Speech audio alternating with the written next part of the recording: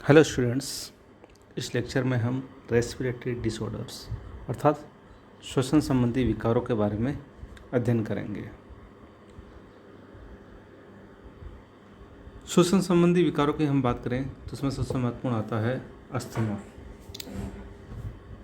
Asthma जिसे श्वास या दमा भी कहते हैं, ऑब्स्ट्रक्टिव लंग डिजीजेस अर्थात फुफ्फुसी अवरोधी रोगों का एक महत्वपूर्ण उदाहरण है। अस्थमा या दमा में जो ब्रोंक्यूल्स होते हैं उनमें संकुचन हो जाता है, जिसके फलस्वरूप ब्रीथिंग में या श्वसन में अत्यधिक कठिनाई होती है। दमा के कारण डिस्पनिया अर्थात कश्वास, खांसी या कफ या वीजिंग व्याधियाँ उत्पन्न हो जाती है। जनरली 5% वयस्कों और 7 से 10% बच्चों को अस्थमा या दमा प्रभावित करता है। 30 साल से कम आयु के व्यक्तियों की हम बात करें तो उनमें लगभग 70% जो अस्थमा की कंडीशन होती है वो एलर्जिक हाइपर सेंसिटिव के कारण होती है, और ये एलर्जी जनरली प्लांट पोलन से यानी जो पौधों के जो परागण होते हैं उनके द्वारा उत्पन्न होती है। इसके अलावा जो अधिक आयु के जो व्यक्ति होते हैं उनमें दमा या अस्थमा वायु में जो नॉन एलर्जिक उत्तेजक होते हैं जैसे धूल, धुएं आदि के कारण होता है। एलर्जिक अस्थमा की हम बात करें तो इस प्रकार के अस्थमा या श्वास में व्यक्तियों के अंदर एबनॉर्मली अधिक मात्रा में इम्यूनोग्लोबिन ई नामक एंटीबॉडीज़ उत्पन्न हो जाती है, और ये एंटीबॉडीज़ अपने जो पूरक एंटीजन होते हैं उसके साथ रिएक्ट करती है, प्रतिक्रिया करती है, और इसके फलस्वरूप एलर्जिक रिएक्शंस होती है। श्वसन के दौरान वायु के साथ कुछ परागज भी भीतर प्रवेश करते हैं जिन्हें एलर्जन कहा जाता है। ये जो प्लांट पोलन्स होते हैं जो वायु के साथ अंदर आ रहे हैं लंग्स में, उनको एलर्जन कहते हैं। जो प्लाज्मा सेल्स होती है उनको ये एलर्जन इम्यूनोग्लोबिन ई उत्पन्न करने के लिए प्रेरित करते हैं। और दमा में क्या होता है कि ये जो इम्यूनोग्लोबिन ई एंटीबॉडीज़ होती है ये ब्रोंक्यूल या ब्रोंकाई के समीप जो लंग के अंतराली ऊतक होते हैं उनमें स्थित मास्ट कोशिकाओं से ये संयुक्त हो जाती है। प्लाज्मा सेल से तो ये इम्यूनोग्लोबिन ई उत्पन्न हो रही है, और ये क्या हो रही है कि जो मास्ट सेल होती है उनके साथ ये अटैच हो जाती है। जब भी इंस्पिरेशन अर्थात वायु को जब भीतर लिया जाता है श्वसन में, उसके दौरान वायु के साथ जब परागज भीतर की ओर आते हैं, ये उन लोगों में होता है जो कि ज़्यादा संवेदनशील होते हैं। जब ये परागज भीतर आते हैं तो ये परागज उन एंटीबॉडीज़ के साथ प्रतिक्रिया करते हैं जो कि मास्ट कोशिकाओं से संयुक्त होते हैं। इसका फलस्वरूप क्या होता है कि मास्ट कोशिकाएं कई प्रकार के पदार्थ रिलीज करती है। For example histamine, eosinophilic chemotactic factor और ब्रेडिकाइनिन। अब ये पदार्थ रिलीज तो हो जाते हैं मास्ट सेल से, लेकिन ये पदार्थ क्या प्रभाव उत्पन्न करते हैं इसकी हम बात करें तो इन पदार्थों के फलस्वरूप जो ब्रोंकियोल्स की स्मूथ मसल्स होती है, चिकनी पेशियाँ, उनमें संकुचन होता है, और ब्रोंक्यूल की जो भित्तियाँ होती है उनमें एडिमा, शोथ, और उसकी जो ल्यूमन्स होती है उनमें अधिक श्लेष्मा का सिक्रेशन होता है। जो ब्रोंक्यूल की जो वॉल्स होती है वो उनमें सूजन होगी, एडिमा होगी, और उनकी जो अवकाशिका होती है उनमें श्लेष्मा का सिक्रेशन बढ़ जाता है। और इन दोनों ही कारणों से क्या होता है कि जो ब्रोंक्यूल्स का जो ये वायु मार्ग होता है जिधर से लंग्स के भीतर एयर ली जाती है या लंग्स से बाहर की ओर एयर जाती है, उनमें थोड़ा अवरोध उत्पन्न हो जाता है। और अवरोध उत्पन्न होगा तो क्या होगा कि जो श्वास लेने में या श्वसन में कठिनाई होती है। इसी स्थिति को श्वास दमा या अस्थमा कहते हैं। अस्थमा की परिस्थिति एस्पिरिन, सल्फर डाइऑक्साइड या कुछ वायरस द्वारा उत्पन्न लंग्स इन्फेक्शन, सर्दी आदि के द्वारा भी बन जाती है। ज़रूरी नहीं कि ये एलर्जी के द्वारा हो, इन परिस्थितियों द्वारा भी ये कंडीशन हो जाती है। ये प्रतिक्रिया नॉन एलर्जिक होती है और इस प्रकार जो दमा होता है उसको आंतरश्वास कहते हैं। अस्थमा के दौरे में मेनली जो डिस्पनिया, जिसे कश्वास बोलते हैं, व्हीजिंग और एक्सपिरेशन में कठिनाई होती है। इसमें क्या होता है कि पेशेंट थोड़ा जोर लगा के वायु को अंदर तो ले लेता है, लंग्स में सांस को अंदर तो ले लेता है, परंतु बाहर निकालने में थोड़ी कठिनाई उत्पन्न होती है। इस चित्र के द्वारा हम देख सकते हैं कि अस्थमा के होने पर क्या कंडीशन होती है ब्रोंकियोल्स की। एक नॉर्मल लंग में जो सामान्य लंग होता है उसमें ये जो मसल्स होती है ब्रोंकियोल की वो रिलैक्स होती है। रिलैक्स होती तो क्या होगा कि जो इसकी जो ल्यूमन होगी वो फैली हुई होगी यहाँ पे, ठीक है, और इसमें म्यूकस की जो मात्रा होगी वो भी नॉर्मल होगी, उसकी लाइनिंग भी सामान्य होगी, नॉर्मल होगी। लेकिन जब अस्थमा वाली कंडीशन की हम बात करें तो उसमें क्या होता है कि जो मसल्स होती है वो टाइटन हो जाती है, अर्थात उनमें संकुचन हो जाता है। और संकुचन होने के साथ ही क्या होता है कि इनमें शोथ भी हो जाता है, एडिमा। तो उसके फलस्वरूप जो लाइनिंग होती है इसकी वॉल की वो भी क्या होती है, उसमें स्वेलिंग आ जाती है। और इसके अलावा एक कंडीशन और उत्पन्न होती है कि जो म्यूकस जो यहाँ पे हमें सामान्य दिख रहा है वो यहाँ म्यूकस की मात्रा अधिक हो जाती है। इसका नेट रिजल्ट ये होता है कि ये जो वायु मार्ग होता है ब्रोंकियोल्स का, ये क्या होता है कि ये थोड़ा अवरुद्ध हो जाती है। अवरुद्ध होने की वजह से क्या होगा कि वायु को लंग्स के भीतर जाने में और लंग्स से बाहर आने में थोड़ी कठिनाई होती है। इसके बाद हम दूसरे रेस्पिरेटरी रोग की बात करें, वो है वातस्फीति या एम्फाइसीमा जिसे बोलते हैं। स्मोकिंग और जो एयर पोल्यूटेंट होते हैं उनका जो साइड इफ़ेक्ट होता है, दुष्प्रभाव होता है, उससे जो कुछ चिरकालिक लंग डिजीज होती है उसमें से एक है वातस्फीति या एम्फाइसीमा। इसका अर्थ होता है कि लंग में अत्यधिक वायु का होना। इसमें जो लंग होते हैं वो वॉल्यूमनेस हो जाते हैं, अर्थात उनका भीतर का आयतन बढ़ जाता है और ये अप्रत्यास्थ या इन इलास्टिक हो जाते हैं। ये क्या होता है कि सामान्यतः अधिक संख्या में जो एल्वियोली होती है, कुपिकाएँ, लंग्स के भीतर कुपिकाएँ होती है या वायुकोश होते हैं, उनकी भित्तियों यानी एल्वियोलर वॉल के समाप्त हो जाने के कारण होती है।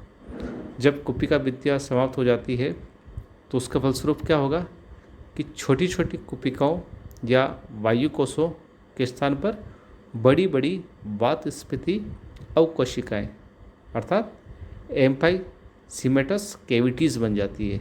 एल्वियोली के स्थान पर क्या होगा कि बड़ी बड़ी कैविटीज़ बन जाती है तथा वायु इन बड़ी कुपिकाओं की प्रत्यास्थता तथा इन बड़ी कुपिकाओं की प्रत्यास्थता कम हो जाती है। छोटी एल्वियोली तो क्या होती है, वो इलास्टिक होती है, लेकिन ये बड़े अवकाश बन जाते हैं, कैविटीज़ बन जाती है, ये कम इलास्टिक होते हैं।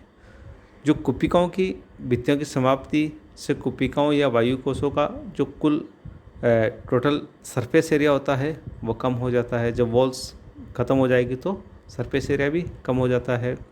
जो इसका फलस्वरूप क्या होगा कि जो कुपिकाओं और रुधिर के बीच में गैसों का जो आदान प्रदान होता है वो भी कम हो जाता है और कुपिका भित्तियों के समाप्त होने से उसमें जो ब्लड कैपिलरीज होती है वो भी समाप्त हो जाती है, जिसका रिजल्ट क्या होता है कि जो फुफ्फुसी धमनी दाब यानी पल्मोनरी आर्टेरियल प्रेशर वो बढ़ जाता है और कुपिकाओं की प्रत्यास्थता में कमी के फलस्वरूप जो लंग होता है उनमें वायु उतनी प्रभावी रूप से बाहर नहीं निकाली जा पाती जितनी सामान्य रूप से निकलती है, क्योंकि बहुत ज़्यादा वॉल्यूम हो जाता है तो जो भीतर से जो वायु है वो बाहर पूरी तरह से नहीं निकल पाती।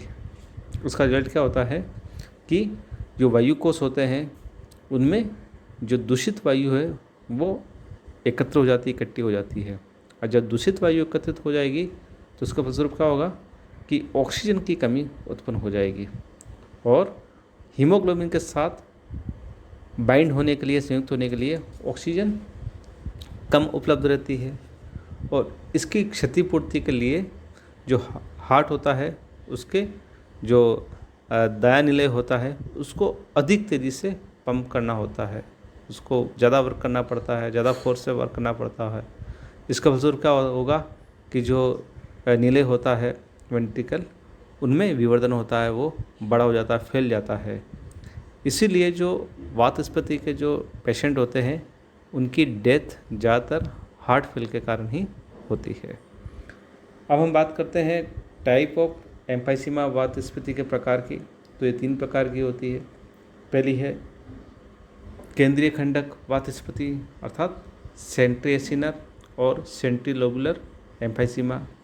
इसमें क्या होता है कि इसमें श्वसनी ब्रोंकियोल, जो रेस्पिरेटरी ब्रोंकियोल्स होती है या श्वसनी का, उसका केंद्रीय या समीपस्थ वायु कोष्ठक प्रभावित होते हैं। जो पास के या जो केंद्रीय जो एसिनी होते हैं वो इसमें प्रभावित होते हैं, वो एल्वुली इसमें प्रभावित होती है, एसिनी प्रभावित होती है। सेकंड है पेन एसिनर और पेन लोबुलर एम्फाइसीमा। इसमें वे सभी वायु कोष्ठक प्रभावित होते हैं जो श्वसनी ब्रोंकियोल अर्थात रेस्पिरेटरी ब्रोंकियोल से अंतस्कुपिकाओं तक होते हैं। जो टर्मिनल एल्वियोली होती है वहाँ तक जो पाए जाते हैं वो सब सारे इससे प्रभावित होते हैं। तीसरी जो स्थिति होती है वह है डिस्टल एसिनर एम्फाइसीमा। इसमें समीपस्थ वायु कोष्ठक सामान्य होते हैं बट दूरस्थ भाग वातस्फीति से प्रभावित रहते हैं। यहाँ हम कंडीशन देख सकते हैं कि एक तो नॉर्मल ब्रोंकियोल्स और एल्वियोली होती है। यहाँ पे ये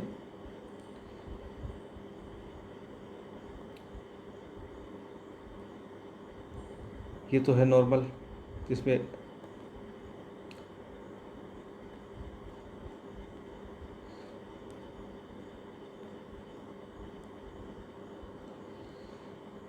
नॉर्मल की कंडीशन ये होती है। यहाँ पे क्या होता है कि जो एल्वियोली की वॉल्स होती है वो बनी रहती है, जबकि एम्फाइसीमा में क्या होता है कि ये वॉल यहाँ से डैमेज हो जाती है। जब ये डैमेज हो जाएगी तो क्या होगा कि इसका आयतन बढ़ जाएगा, वो आयतन बढ़ जाएगा तो वातस्फीति वाली कंडीशन उत्पन्न हो जाती है। उसके बाद हम बात करते हैं ऑक्यूपेशनल डिसऑर्डर की। ये वर्क से संबंधित लंग की प्रॉब्लम्स होती है जो कि कुछ विशेष प्रकार की जो वर्क एनवायरनमेंट होता है उससे संबंधित होता है। और इसका जो कारण होता है वो होता है कि लंग्स में श्वास के द्वारा कुछ पदार्थ ऐसे भीतर आ जाते हैं जो कि इस प्रकार के डिसऑर्डर उत्पन्न करते हैं, इस प्रकार के विकार उत्पन्न करते हैं। और ये जो डिजीज़ होती है वो उनका जो असर होता है बहुत लंबे समय तक होता है। इवन अगर वो जो पदार्थ है वो उनका लंग के भीतर जाना बंद भी हो जाता तो उसके बाद भी इस प्रकार के जो डिजीज़ होती है उनका असर रहता है।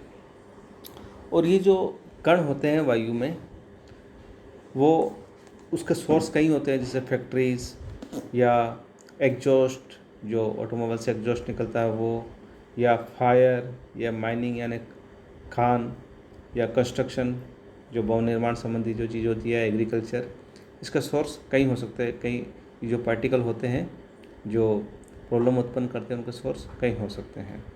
और सामान्यतः जितना छोटा पार्टिकल होता है वो उतना ही ज़्यादा डैमेज करने की क्षमता रहता है, क्योंकि जो छोटा पार्टिकल होता है वो लंग में बहुत डीप तक उसको इनहेल किया जाता है, वो बहुत लंग में डीप तक पहुंच जाता है और वहाँ वो डैमेज करता है। अब जो ऑक्यूपेशनल डिसऑर्डर के एग्जाम्पल की हम बात करें तो एक है एस्बेस्टोसिस और दूसरा सिलिकोसिस। उसके अलावा भी होते हैं कई रोग, अपन एस्बेस्टोसिस और सिलिकोसिस की बात करते हैं। एस्बेस्टोसिस होता है वो कंडीशन होती है एस्बेस्टोस की उपस्थिति के कारण कि जब श्वसन के साथ एस्बेस्टोस के फाइबर कोई व्यक्ति अंदर लेता है तो कुछ टाइम बाद में कुछ टाइम बाद में क्या होता है, इसके फलस्वरूप जो लंग होते हैं, फेफड़े होते हैं, उनमें घाव हो जाते हैं और वो स्टिफ हो जाते हैं। जो लंग के टिश्यूज होते हैं वो स्टिफ हो जाते हैं, अर्थात थोड़े सख्त हो जाते हैं, सॉफ्ट नहीं रह पाते हैं। और ये जनरली इस प्रकार का जो रोग होता है, जो कंस्ट्रक्शन वर्क से जो जुड़े हुए जो लोग होते हैं, उनमें ये एस्बेस्टोसिस वाली कंडीशन उत्पन्न हो जाती है। दूसरा एक और कंडीशन है, वो है सिलिकोसिस। सिलिकोसिस जो वायु में जो क्रिस्टलाइन सिलिका होता है, उसको श्वसन द्वारा भीतर लंग में ले लेने के फलस्वरूप ये स्थिति हो जाती है। और ये जो क्रिस्टलाइन सिलिका की डस्ट है, वो खदानों में, माइंस में या ब्लास्टिंग ऑपरेशन के एनवायरनमेंट में वहाँ पे पाई जाती है। इसके अलावा ये स्टोन, क्ले और ग्लास निर्माण वाली जो यूनिट्स होती हैं, फैसिलिटीज़ होती है, वहाँ पे भी सिलिका, जो क्रिस्टलाइन सिलिका होती है, वो वायु में पाई जाती है और ये श्वसन के द्वारा भीतर की ओर प्रवेश कर जाती है। जब ये क्रिस्टलाइन सिलिका लंग्स में प्रवेश करती है तो उसका फलस्वरूप क्या होता है कि लंग में घाव उत्पन्न हो जाते हैं और इसके फलस्वरूप जो दूसरे प्रकार के जो लंग डिजीज होते हैं, उनके भी होने के चांसेस बढ़ जाते हैं, उनकी रिस्क बढ़ जाती है। इस प्रकार ये ऑक्यूपेशनल जो लंग डिजीज है उसका एग्जाम्पल है। Thank you.